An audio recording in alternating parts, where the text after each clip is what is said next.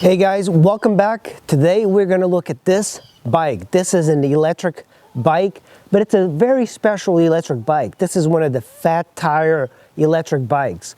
This is from Nakto and this is called the Super Cruiser, and it's the 750 watt version. Now, normally I don't do a lot of e-bike reviews on this channel, but I am a big fan of electric vehicles. If you look in the past, I have ridden Zero motorcycles. I've ridden a couple other electric bicycles, and in a way I feel that an electric bike like this is better than getting a small scooter like a 50cc scooter for commuting. First of all, they are all included. Everything works. It's electric. You don't need to put any gas in there, and you don't need any registration or insurance. You just need your helmet, and if you know how to ride a bicycle, you know how to ride an electric bicycle. There's a lot of really great benefits to this, and there's many versions of electric bikes on the market. Nakto has quite a few, and this is one of the more popular ones that they have. Along with a foldable fat tire bike that they make, the Super Cruiser is probably one of the beefier type of bikes that you can get. Let's look around this bike because I want to show you some of the features it has. So up front, this is really what this bike is good. It's that really large fat tire. This is all the rage these days, and for good reason. Even if you don't have suspension in the front or the rear, a tire like this soaks up a lot of the imperfections. So in a way, I've seen a lot of mountain bikers ride fat bikes on trails without any suspension because you don't really need it with the thickness of this tire. And this is a 26-inch wheel and with a 4-inch tire, so pretty beefy. And on the left side you have a single rotor with a mechanical brake. So this is a cable, not hydraulic. That would probably be an upgrade in the future, is to put hydraulic brakes on here. But these are pretty adequate. It's just the feel is a little bit less. And of course they work pretty well. And the chrome part is the fender. So it's got all the attachments for fenders and for bags. You might want to do touring, so that would be one of the connections. Mudguard fender comes separated in the box, so it's pretty good to keep rain off of you. It's secure. It also attaches to the mount point of the light. Also have a light that's wired into the electrical system, so you just push a button on your controls and this lights up. It's added security and you can see pretty well in the dark. I haven't really tested it in the dark, and you can also tilt it up and down. This bike, even though it doesn't really need it, has suspension in the front. So the forks have suspension. It's not a lot of suspension, but coupled with the fat tire, you don't really need it. This is an added benefit. I think a lot of people, I didn't realize that it came with a suspension front because normally these fat tires don't really need it.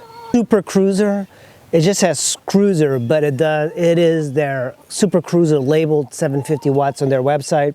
It's got a pretty beefy frame, and then this part rounds off. This is, I believe, a large frame, and it fits me. I think the beauty of having this frame is that it slopes to the back, so it fits a range of heights for riders. One of the things that surprised me is that the pedals are actually metal. Normally on a bike that you would get even from a bike shop, they would come with cheap plastic ones, but I'm glad that they gave you pedals with a little bit of a toot to it. So even if you ride some local trails, off-roading, you have some teeth to kind of bite into your shoes. That's a good feature. It also has reflective on the pedal. This bike has got one ring up front, and there's no derailleur. You really don't even need gears on this bike. The motor is very strong. So another thing I appreciate about this bike is the kickstand. It's really big, and it's got a soft rubber boot, so it won't sink into the ground because it is kind of a heavy bike. It could sink into it, but that's a good feature to have. And over here, you have something very unique. Normally, when you buy an electric bike or you convert a bike to electric, all your controllers are going to be put in a bag haphazardly. And on this Nakto, the controller, you remove 6 screws here, this pops out. You don't even have to pop it out, you can just kind of rotate it. That way you don't have to remove the crank arm. And the controller and all the wiring is routed through the frame into the controller that sits here. Now you could upgrade the controller eventually if you want more speed, but there is a hack around it that I'll probably do a video on. The controller sits here, it is waterproof, which I really appreciate. The welding is good on this, and of course right here is the battery. So on this left side you have a battery, and this is a key. It comes with 2 keys, and there's a couple positions. So you can, this is the lever to remove it. That's your charge port, which is nice. When you close it like this, you can't see it. So if you want to remove the battery, you go all the way to the left, and then you lift it up. And if you want to start it, you put it on the on position, and you go to your controller, and you're ready to ride. And the key counterclockwise, and the seat has got this really neat feature.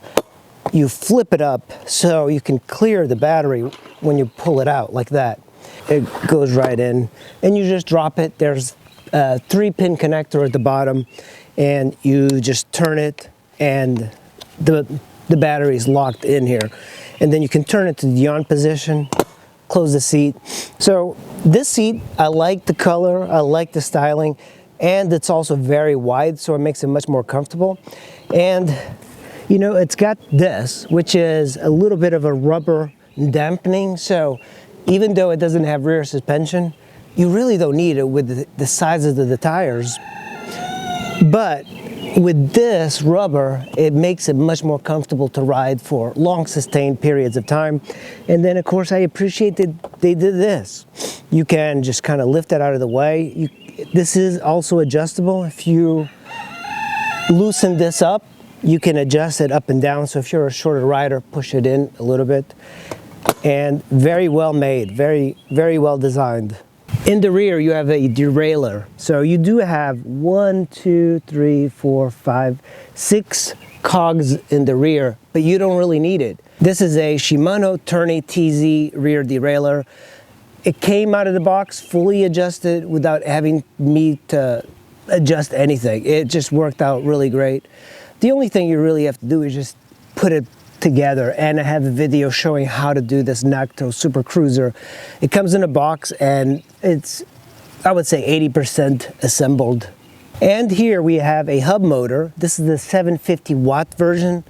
They do have a 500 watt version, and that seems to be really adequate for a lot of people, but the 750 watt, you can tell that is quite powerful. And this is all spokes. Everything is very well done on this. It doesn't need anything. And the motor, it almost doesn't really need the gears because it's so powerful. And of course it does have mechanical brake on the rear as well. And this is a 26-inch and 4-inch tire. And here we have a reflective brake, but it's not really a brake. It doesn't light up. It would be a nice feature to have lights on there. I might try and do something like that with this fender. The fender, it came already like this. Very easy, very well put together. Now, let's talk about the controls. The handlebars are actually very narrow. Some people might want to put handlebars specifically for this cruiser type of bike that kind of slant towards the back. But these don't bother me at all. I'm used to the flat bars. Very high quality. And let's look at the right side first. On this right side, this is where a lot of the controls are. This, you have a thumb type of throttle. You could get a wrist throttle if you wanted, but I do find that this is really good. And moving here, this is your rear brake. This is where you have your shifter, and you use your thumb and you kind of position it. You have 6 gears, and this is how you downshift. So this button engages really well. This one you have to kind of work it a little bit while you're riding to kind of go that way, but I just need to grease it. It's also nice that there's a little bit of a color accent because this bike is just so black. it looks cool. It's nice to have some sort of gold or color accent. And also, I should mention that the grips, they have a little bit of a rest for your palm here, which I appreciate quite a bit. In the stem, they did provide you with 1, 2, 3, and 4 spacers in case you wanted to lower the height of the stem. The stem, they provided quite a few spacers so you can lower the height of your handlebars. Also, this is a nice Redless type of stem, so much nicer than you would get in a department store. And on the left side, same type of grip, very comfortable for long miles to have that. You have a horn, an electronic horn, which is pretty interesting. Then of course you have your front brake. You have this, which is your modes and menu. There's also a button here, and when I first installed this kit, I did not realize there was a button here. It's kind of hidden, and in a way that's a benefit. People won't mess with it if you forget the battery or whatever. You push and hold this button and the computer will turn on. If you have a phone, you plug in your cable and you can charge it. Because this battery is very powerful, and I've ridden 11 miles and I have not worn the battery down at all. I plan on doing a long ride in the video just to test out its full potential. Thing I forgot to mention is that there's a little cadence. I believe this is the cadence sensor, and you have 5 levels in the computer. Depending on the level, it will assist. So this is like a assisting for the motor. If you put it on 1, the motor is only going to be activated for a little bit. Put it on 5, it's going to give you the maximum amount of assist, or you can turn it off and just use the throttle and kind of ride it like a motorcycle. Here's something I really like about this.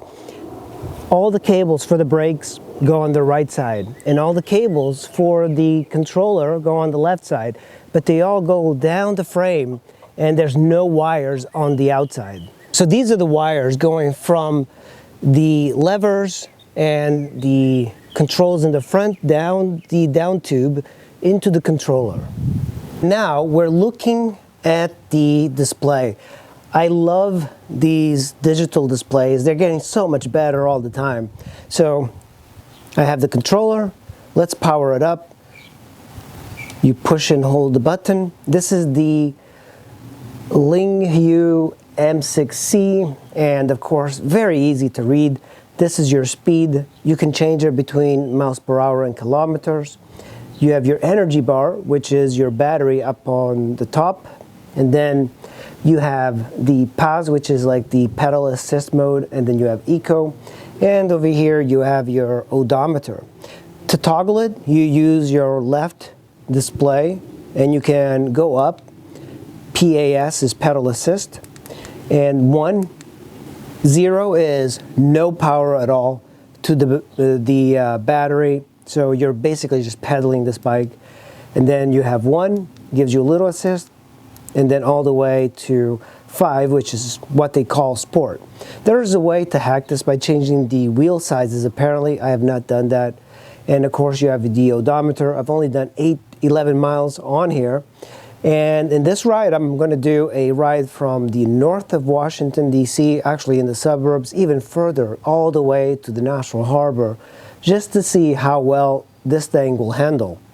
And it's very easy to kind of go through. If you hit your power button, you can cycle in the volts. You can see the voltage of the battery, 54.0, the current, and then you have the time, the odometer, and of course you have your trip, individual trips. You can like kind of just see how many miles you do per battery charge, and that's what I plan on testing. This is the range.